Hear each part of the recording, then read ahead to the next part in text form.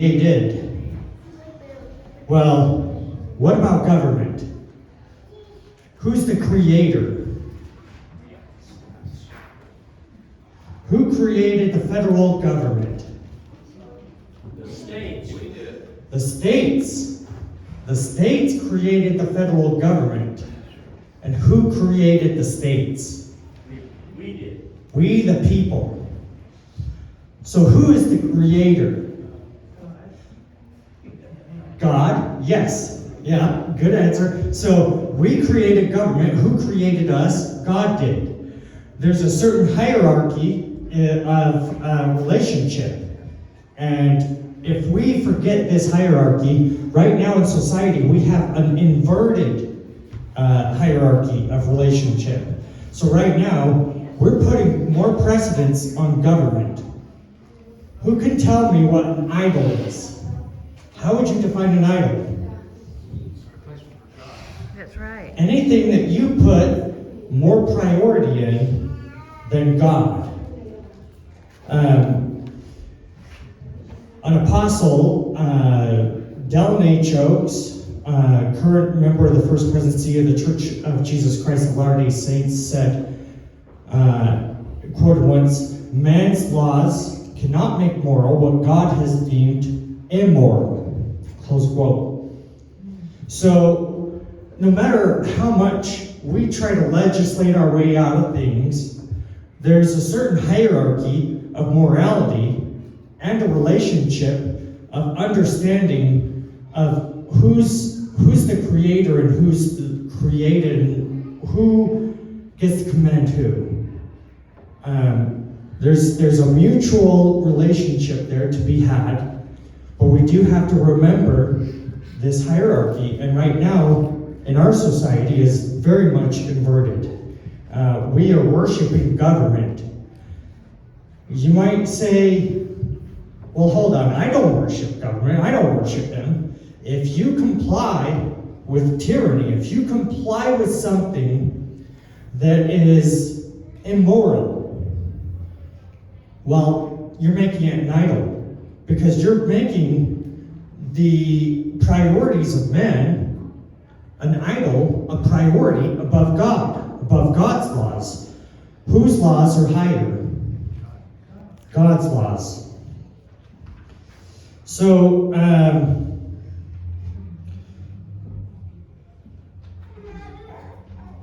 with us being the creator, in our type of government, we, unlike any other type of structured government, with our Constitution, we are the governors of the governors. We govern the government. That is how the United States of America operates. We need to remember that relationship.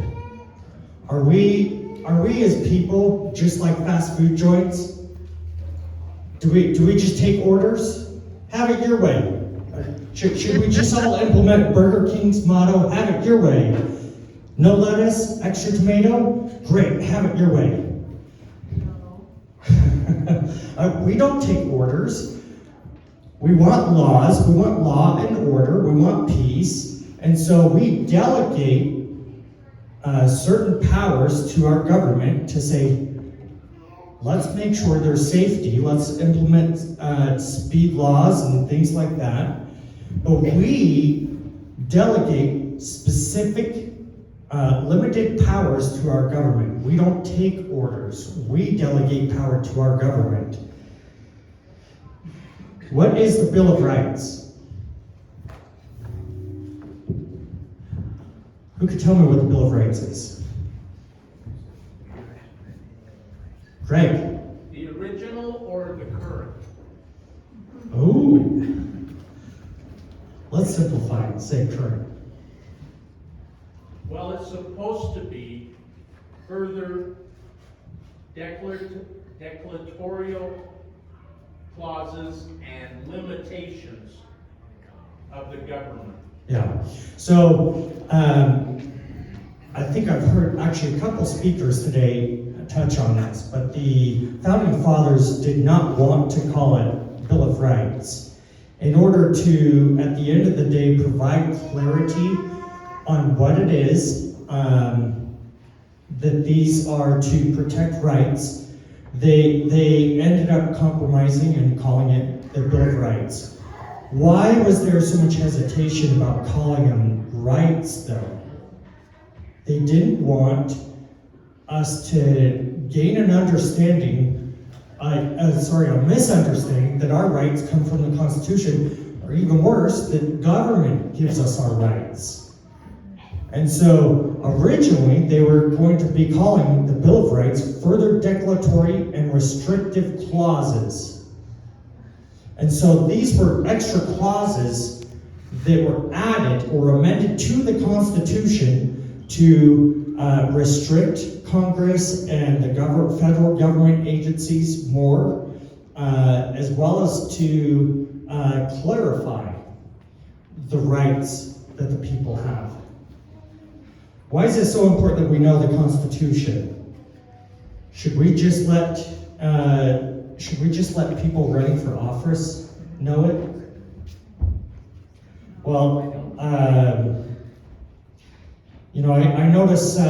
actually noticed kind of a common trend amongst conservatives. I was invited to go speak down in Manti a few months ago, and I got up on stage. I said, in a big crowd of patriots, maybe 200 people in a big auditorium, I said, "Who loves the Constitution?" Guess what kind of response I got? Woo! And then I said, "Be honest," by raising hands, and I want you to be honest, because if you look around, you'll be surprised you're in the same boat as a lot of other people. Who has read the Constitution in the last year? Out of this group, how many hands do you think went up? 3 hands. And I looked at them, I said, "I'm not here to shame you, I'm here to inspire progress." But let me tell you, 10 years ago, that would be concerning in the United States of America. But right now, with what is happening in our government right now, and especially in a crowd of self-proclaimed patriots, only 3 of you have read the Constitution? We need to do better. So why is it so important? Well, to say, I find the attitude is like, they think that, it's just the Democrats are the ones that are infringing on the Constitution. So they're the ones that need to read it. Not me, I already support it, I don't need to read it. Well, this is like a Christian saying, "I have a testimony in the Bible, I don't need to read the Bible, it's for the non-believers." Come on. How ridiculous would that be? Well, let me give you a scenario.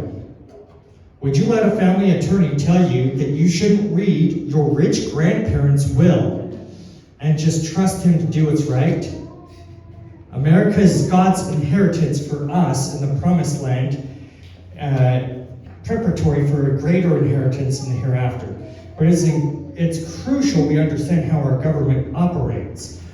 We can't just trust the family attorney to do what's right. We need to know what's in the will. We need to know what God has blessed us with. We've got to know our inheritance in a promised land, the Constitution. Whose fault is it that our country is where it is today? So we will always have, if you allow them, you're always going to have politicians that will do unconstitutional measures. They're going to pass legislation. We elect them to run government, okay?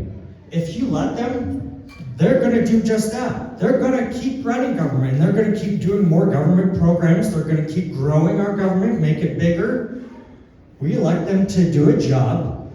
We expect accountability, especially our president right now. I expect accountability. But at the end of the day, the majority of the responsibility falls on us because we're allowing them to take up this much power.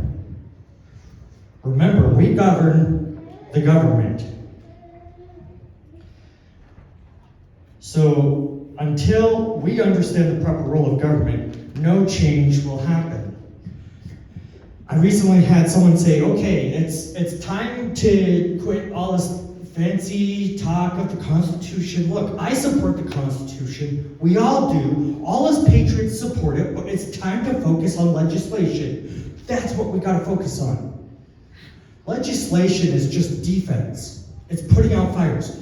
We need that to win battles. We've got to win battles in order to win the war. But if we're not focused on the war, how do you win a war if you're so focused on putting out a fire? So legislation is important, but the core is understanding the Constitution.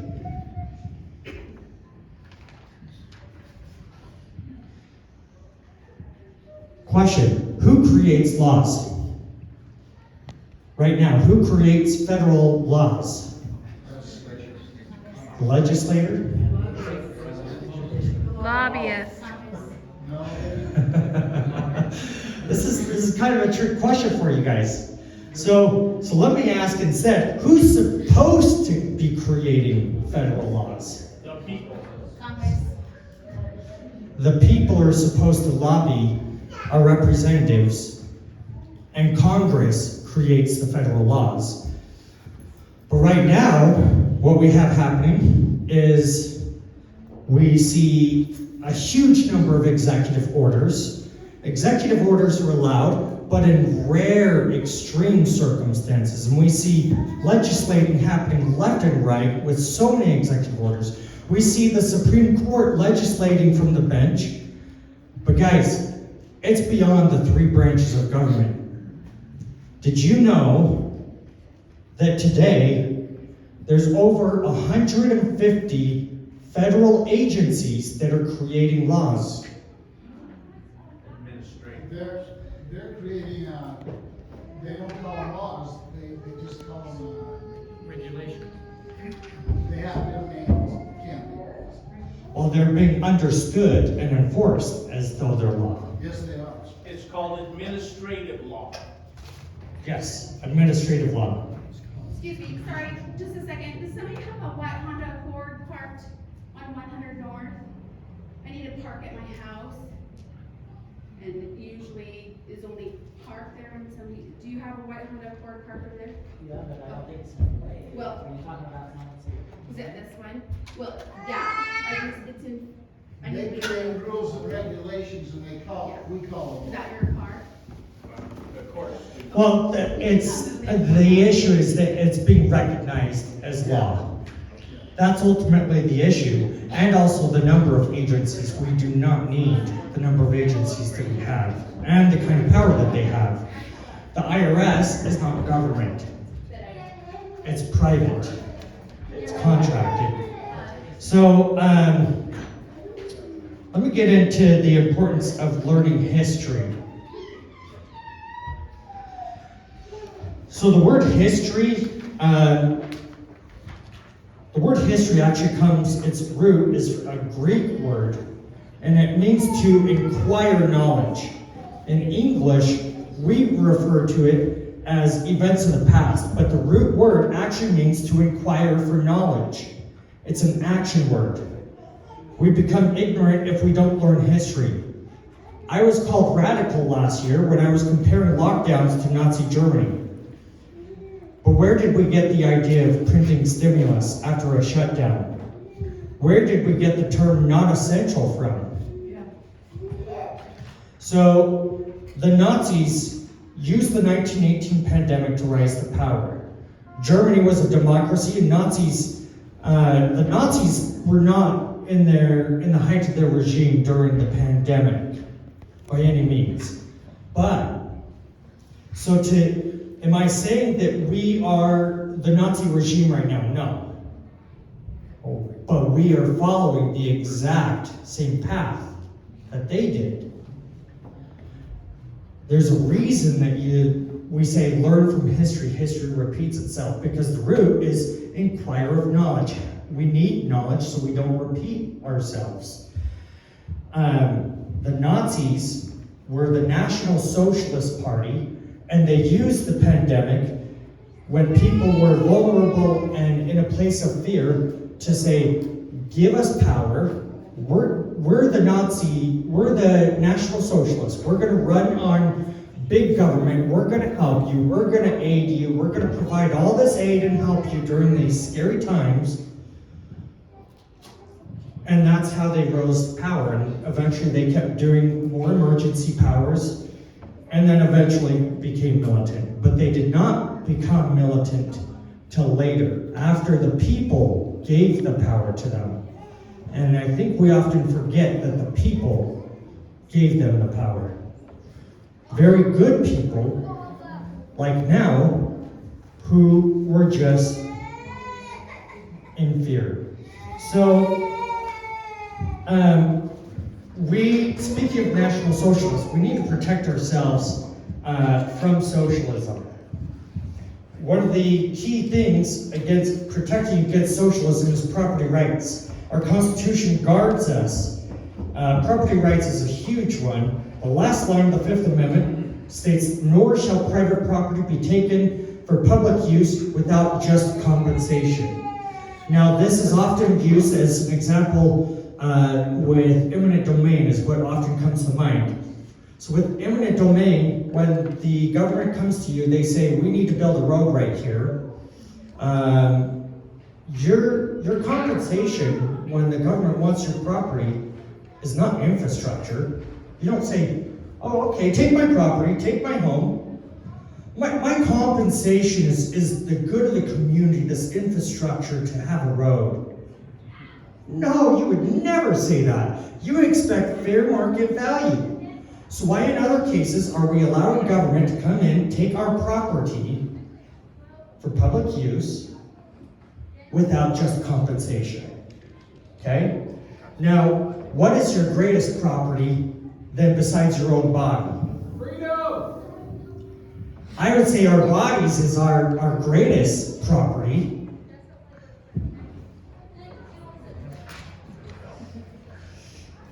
So,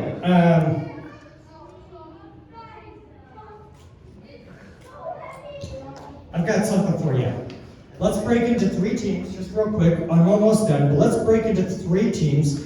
This side of the room, and we'll split like halfway through this midsection, and the front will be one, and the back another team. So 3 teams huddled together, and the team that finds the word, if you find the first mention of democracy in the Constitution, that team gets to split $50. Go ahead and huddle together. Try to be getting into that even more. Let me discuss for just a minute contract law. So, with contract law, the product of a contract cannot be a party to the contract. Therefore, they don't get to set the terms of the contract. So let's come back a few steps. Who created the federal government? The states. The states. So who are the parties to the contract we call the Constitution? The states. The federal government did not exist before the contract was established, aka the Constitution. So the federal government is the product of the agreement amongst the states. And they cannot be a party to the contract. They don't get to set the terms. So we come back to this hierarchy of the relationship. The federal government thinks, as of recently, that they get to have this chain of command and tell down, when in reality, contract law and the Constitution is a contract. They don't get to set the terms. The federal government did not exist before the contract. They were a product of the contract.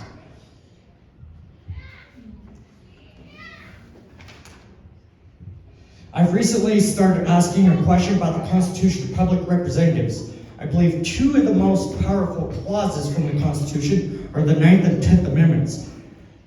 The 10th Amendment states that there are specific prescribed powers of the federal government, and if it's not listed, they do not have the authority. Everything else falls in favor to the states and to the people. So the question is, how would you prevent a tyrannical state government? Well, God blessed us with the interpretation clause, the 9th Amendment. And so with the Ninth Amendment, nothing can be interpreted in a way that infringes on our rights. And the main focus of the Ninth Amendment is the unenumerated rights. Recently, I was talking to someone running for city council. I asked them how they interpret the Ninth Amendment and its applicability to the office that they were running for. They told me there's no relevance because they're not Congress. I said, you do know you take an oath to the Constitution, right? I reminded them of this oath, and I asked them if they intend to keep and uphold that oath. She responded back saying that there wasn't a whole lot of relevance, period, to the Ninth Amendment, because the Supreme Court ruled on Garcia versus Wisconsin that privacy is not specifically spelled out as a right. Therefore, they couldn't rule that it is a right. This lady running told me that unenumerated rights are inchoate, meaning without form or mystic, or in this sense, as she was trying to use it, non-existent, until the Supreme Court rules and recognizes something as right. We do not get our rights from the Supreme Court, and we especially don't get our rights from the government. That's the whole point of the Ninth Amendment. The Constitution is the supreme law of the land. If a law is unconstitutional, we are allowing that law to be above the Constitution. That is contradicting. Unconstitutional laws are not binding. Stolen authority is not valid. Talk to your sheriffs. They are the first and last line of defense for the Constitution in your county. They do not report to a mayor. They don't report to the governor. They are elected by you and report to you and the Constitution. Thank them if you have a good sheriff. Hold them accountable if they're not upholding the Constitution.